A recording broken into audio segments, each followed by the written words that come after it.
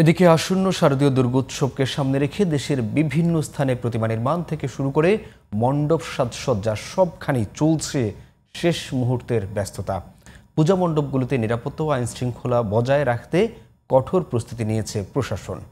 ফরিদপুর প্রতিনিধি শেখ মনির, মানিকগঞ্জ প্রতিনিধি রিপন আনসারি ও সিলেট প্রতিনিধি বিলকিস সুমির পাঠানো রিপোর্ট জানাচ্ছেন আব্দুল মালেক।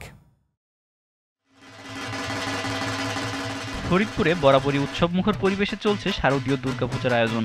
তবে এবার জেলার সব আয়োজন ছাপিয়ে ভক্ত ও দর্শনার্থীদের দৃষ্টি কেড়েছে আলফাডাঙ্গার কুসুমদি গ্রামের হরি মন্দিরের মণ্ডপ। ভারত থেকে 5 জন প্রতিমা শিল্পী এসে 51 পিঠে 151টি প্রতিমা বানিয়েছেন। এবারও আমরা বিশেষ আকর্ষণ হিসেবে ডিজিটাল প্রতিমা রয়েছে। লক্ষ্মী পূজা পর্যন্ত আমাদের এই প্রতিমা প্রদর্শনী চলবে এবং ভক্তবিন্দু আসবে। আমাদের আইন শৃঙ্খলার বিষয়ে পর্যন্ত কোনো সমস্যা আমাদের আলফাডাঙ্গায় হয়নি, আশা করছি এবছরও হবে না। উৎসব নির্বিঘ্ন করতে বিশেষ নিরাপত্তা নেওয়া হয়েছে বলে জানান পুলিশ সুপার। নিরাপদে নিশ্চিন্তে এই পূজাটি পাড়ি দিতে পারে সেটা করার জন্য যা যা আমাদের পুলিশের তরফ থেকে করা দরকার সেই ব্যবস্থা আমরা করব। মানিকগঞ্জে শারদীয় দুর্গাপূজার আনুষ্ঠানিকতা প্রায় শেষের দিকে। মৃৎশিল্পীদের নিখুঁত হাতের রং তুলির আলপনায় ফুটে উঠছে প্রতিমার সৌন্দর্য। নিখুঁতভাবে কাজ করতে হয়, অনেক ধৈর্য সহকারে। যতটুকু চেষ্টা করতেছি ভালো করার জন্য।